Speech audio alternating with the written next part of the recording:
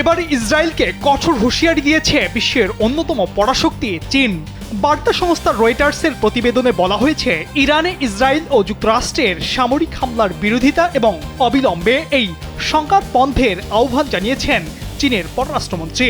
গেল মঙ্গলবার চীনের পররাষ্ট্র মন্ত্রণালয়ের এক বিবৃতিতে জানিয়েছে, ইরান ইস্যু নিয়ে ইসরায়েলের পররাষ্ট্রমন্ত্রীর সাথে চীনের পররাষ্ট্রমন্ত্রী ওয়াং ই ফোনালাপ করেছেন। ফোনালাপে ইসরায়েলি পররাষ্ট্রমন্ত্রীকে ওয়াং ই বলেছেন, বল প্রয়োগ করে কখনোই সমস্যার প্রকৃত সমাধান সম্ভব নয়, বরং এটি প্রায়ই নতুন সমস্যার জন্ম দেয় এবং দীর্ঘমেয়াদী গুরুতর পরিণতি ডেকে আনে।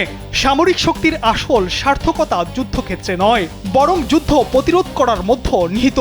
স্যান্ডেলিনা সো, রূপচর্চায় আভিজাত্য।